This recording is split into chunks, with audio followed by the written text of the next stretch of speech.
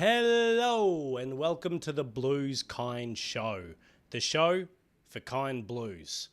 Look, 2025, not the best year the Carlton's ever experienced. Not the worst, but definitely not the best. However, this is the show for kind blues, and I want to try to put a slightly optimistic slant on what is otherwise a disappointing year. So I'm looking at 5 reasons why you can be a bit optimistic, a bit hopeful, some nice things to take out of the year. 5 reasons is what I'm looking at. To be clear, I'm not happy with the season overall. I don't know a Carlton fan who is. That would frankly be insane. However, there are still diamonds in the rough. There are still reasons to think this year could be a springboard for better things in years to come. So that's what I'm going to be looking at. There's a heavy emphasis in my list in terms of things I think will help to carry the team forward. As I state often, my number one desire is to see Carlton be successful. I'm club first. So individual performance and accolades aren't that high on my priorities list. I'm looking for things that'll hopefully bring us a better 2026, 7 and onwards. Finally, while I think some of the trade speculation around guys like Charlie and co could obviously impact the club, and I think it could ultimately be good for the club, it's only speculation right now. As a result, I'm going to leave it to the side. Maybe I'll come back with a 5 things I like about the trade period video once it's all said and done. But for now, I'm just going to focus on our home and away season. So, the first thing that I want to kick off with is, if you're going to crash, crash hard. I think one genuine positive to come out of this year is that it exposes a lot of our warts. I think we got by in 2023 and 2024 on being ultra contested, strong in the air, having a lot of admirable traits that were never going to take us further than they have so far. Crashing as hard as we have allows us to find the problems in terms of both the list, in terms of the structure, and in addition to that, see who's actually willing to fight the fight, to get to the top, to improve the team as a whole. This is ultimately a year that will force change, and it's already begun. There's been multiple players who have obviously left, and Brad Lloyd got the sack. Without pointing at any individual and saying it was their fault, you can't have change without change. Therefore, the moving of pieces around due to how cataclysmically bad this year makes me think we can finally start trying to put things in place.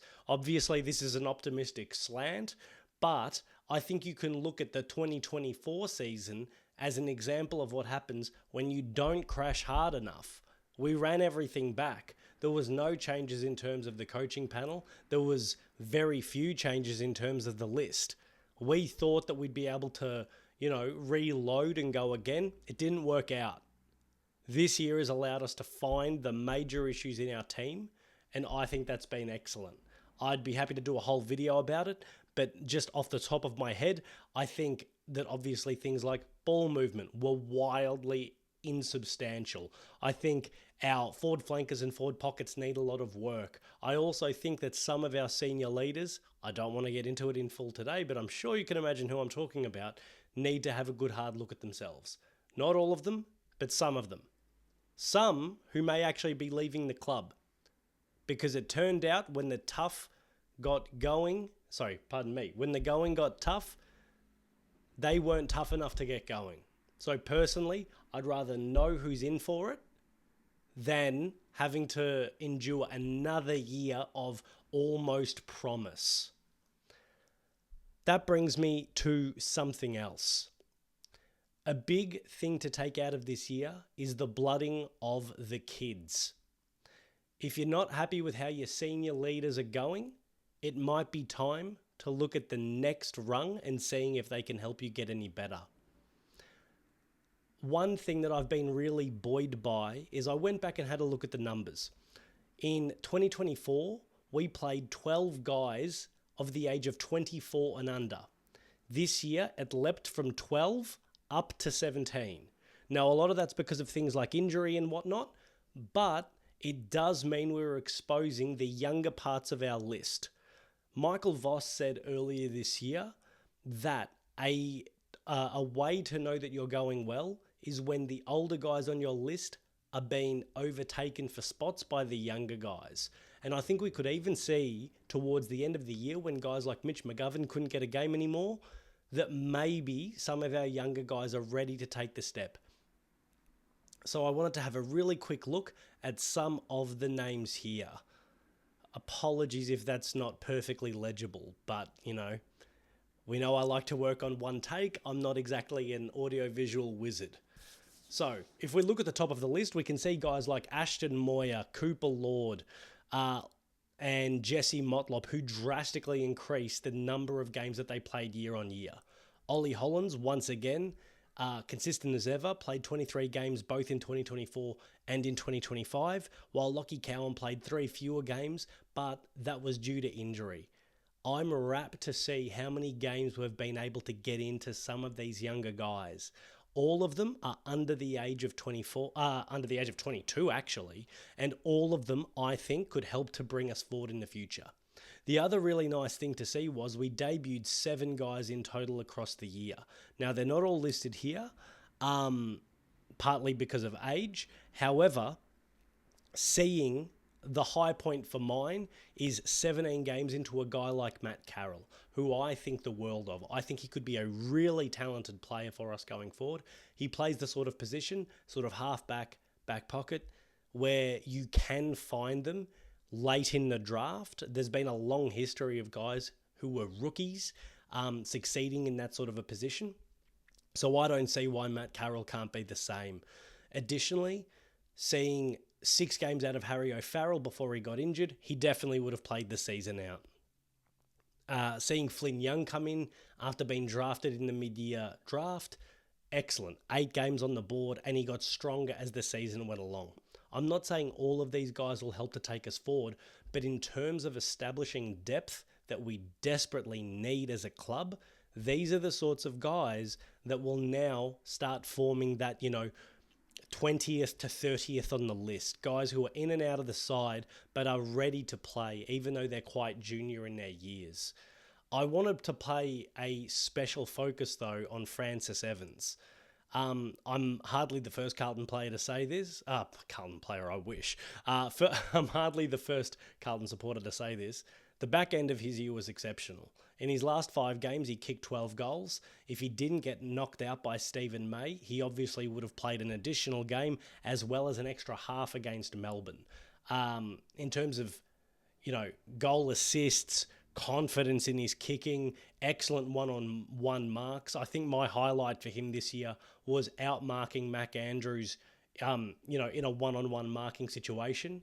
I think we have finally found another guy to play that sort of half-forward role for us. We're still looking for some smalls, some forward pocket types, but in terms of that being a position where we've needed to find a bit of class going inside 50, Frankie might actually be one that we can rely on. I really hope he can take it into next year. I'm certain we'll give him another contract, but this is sort of the point. We've blooded a lot of kids. Everyone on this list is 24 or younger, and we've been able to get cumulatively, I'm not going to try to do the maths that quickly, at least 150 games though, just looking very lazily at the list you see in front of you. So personally, I think that's something to be quite happy and quite boyish about.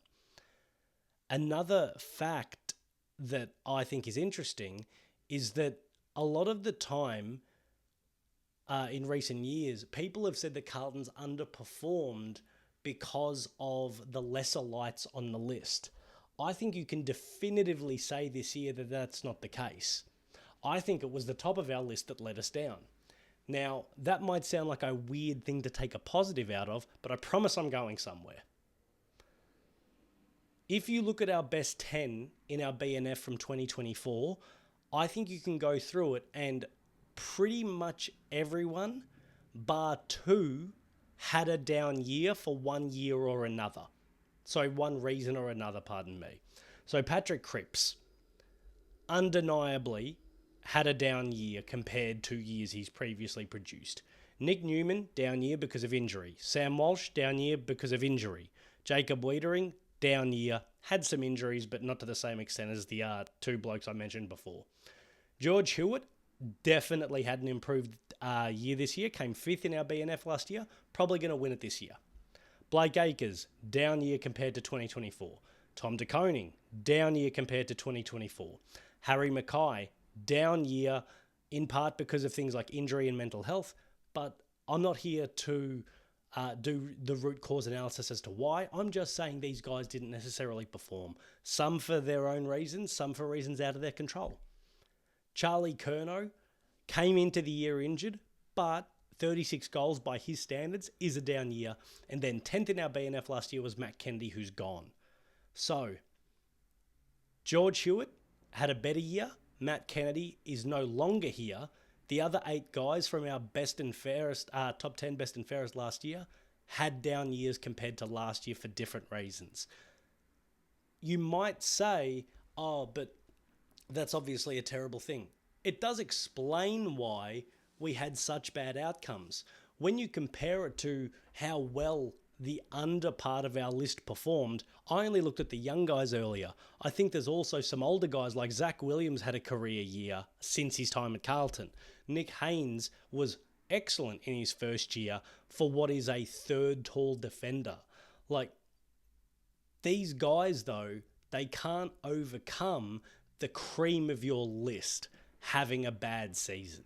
So, while we actually got quite a bit more out of our depth than usual, I think we were quite let down by the top end. What that says to me, though, is we have a very good opportunity to bounce back. Look, all these guys may not be there next year, but I'm very confident in saying Cripps, Newman, Walsh, Wieders, Hewitt, I'll leave Acres out of it for now. De Koning's obviously gone. Mackay. So that's 6 guys from our top 10 in 2024. I'm very confident it's going to be there next year. And I'm very confident pretty much all of them will have better years if they just have a slight rub of the green with injury. I think that's a reason to think we can definitely bounce back, which, is really all you're asking for. I think that Jacob Wiedering sort of expanded on this when he had an interview with Jared Waitley about a month ago now on SEN. And he talked about how, to quote him, at times we, meaning the leaders of the group, have fallen away this year and not been able to do things successfully.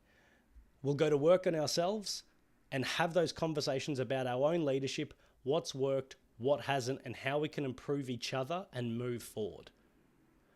I think that a lot of the guys that I've named from our top 10 in 2024's BNF will be out to prove a point next year. And not to do the whole, Skip Bayless using emotive language. I think it is reasonable to expect a lot of those guys to bounce back because either they won't be injured again, or guys like Cripps, give him a bit of better support. I think he can get back to his best form. Maybe not his absolute best Brownlow winning form, but really good stuff. As a result, I see the bounce back from the top end of our list combined with, the improvement of the bottom end of our list. That should ultimately hold us in some good stead. Next on the list, and we're starting to get a little bit more intangible here, but you can't have change without change. One thing that really annoys me is that people have said all year how bad Carlton have been. There's issues across the board. The playing group is apparently very entitled. There's dissension within the group. However, when it comes to hearing that Tom De Koning and Sauce might be leaving and who knows what's happening with Charlie, Elijah's on the trade table, other bits and pieces, people sometimes get up in arms saying, oh, but you can't let go of these guys. They're the same guys that led us to this bad situation. Therefore, if nothing else, you cannot have change without change. Graham Wright coming in, I'm sure Brian Cook did a really good job as a CEO. And look, he's got the pelts on the board at other clubs. I'm not going to talk ill of him. Graham Wright is clearly here for the long term, and he has a very strong motivation to try to get Carlton up off the canvas. Because unlike Brian, who was coming to the end of his career, Graham has a fair runway ahead of him for this type of a role. It looks like we're going to bring Chris Davies in from Port Adelaide. I think that, without knowing exactly what his role is at Port, he wasn't the head coach or a role that was very obvious. Heard a lot of really positive things about him. So those are two changes already that could lead to better and more positive outcomes. I've spoke previously how I think Sauce and TDK leaving could lead to an improved salary cap situation and a greatly improved draft hand. It's a way to start change and reallocating assets into areas that will help us to be more successful in the long run. Another big thing that happened this year was the players did not get the coach sacked. This group has seen a number of different coaches go. I can't speak to every single one of them, as in, I know when the coaches got sacked. I can't say that every single player is responsible for every single coach sacking. So, for example, Cripps was in his second year when Mick Malthouse got sacked. That's obviously not on him. And then guys like Wiedering, Charlie, Harry, they weren't even at the club yet. But then obviously there was David Teague as well. There was the caretakers that were not necessarily successful. We've had a lot of underperformance, but the players didn't get the coach sacked. Even if you think that Voss should have gone, I think it is fair to say that the fact that the club held fat shows that it is trying to change its ways from previous regimes. Now, whether the change is going to be successful is yet to be seen, but you don't become successful by doing the same stuff as previous unsuccessful regimes. Additionally, I think one thing that I've touched on in a previous video, the Michael Voss video, that's really relevant is that help is finally on the way. Honestly, this season could not have come to an end faster for Carlton. It really, it bothered me a bit how people were talking about us halfway through the season with how unsuccessful the season was going and, you need to make drastic changes for this, that and the other. The AFL is not like a normal business. In a normal business, if you're doing a 3-month project and halfway through it's, not going very well, you can tear it up, release people from that, particular engagement and refocus them on other things. You can't do that in the AFL. You have to play the season out. And as much as we would have liked to skip the last 10 games and just go straight to the trade period to start reinvigorating the list, you don't have that option, unfortunately. So, with that said, we're now finally here in a position whereby we can finally look at the guys who have been injured throughout the year or have had mental health issues or whatever it happens to be that have kept them away from playing and thinking to ourselves, we may finally get the support that we need. This is coupled with my point earlier about blooding kids. We're now going to have a deeper list. It hurt and it sucked this year to have to watch these kids play prematurely. But I think guys like Carroll, like Moya, like Frankie, like Flynn Young are going to be better positioned to contribute next year for this experience. I've gone through this list previously. We missed, let's count it through again, 3, 6, 9 guys. Pardon me. We missed 9 guys for 6 or more games this year. And instead of in previous years where it has been due to soft tissue injuries, a lot of the time it has been due to either impact injuries or, like I mentioned, mental health. So the 9 guys are, and I'll list the main injury: Walsh, navicular. That could be from overtraining. However, it's not due to under preparation, like a hamstring or a calf. Harry had mental health issues and a knee. Jack Silvani did a groin. Nick Newman, patella injury in the off-season. Lockie Cowan, I can't actually remember his main injury off the top of my head, so he might be the one that did, a hamstring or something else. Cottrell did a navicular. Elijah, mental health, and we'll just say general off-field indiscretion. Brody Kemp, congratulations Brody on getting a new 2-year deal, did an Achilles, and Jagger Smith did an ACL in the preseason. These are not injuries that scream to me the previous year issues around a lack of conditioning, around maybe not training in the correct fashion. These are injuries that are, trauma-based.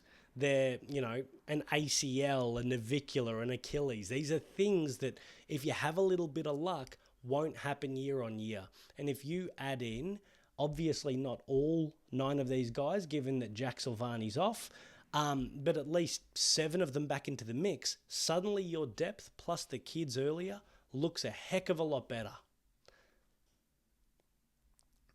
I am very much of the opinion that... Sorry, I'll rephrase. I'm in lockstep with Michael Voss, who said that the list is in a better spot once young guys start replacing old guys.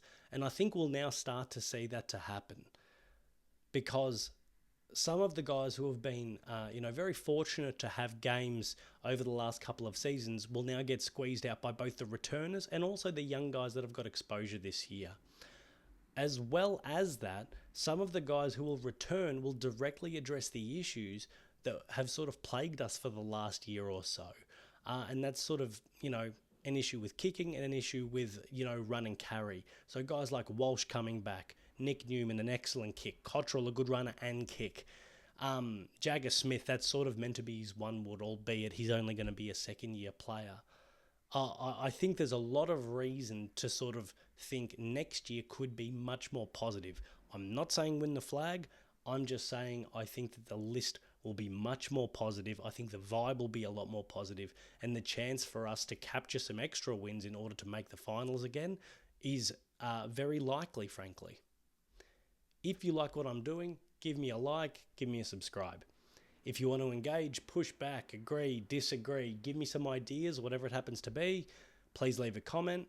As always, go Blues.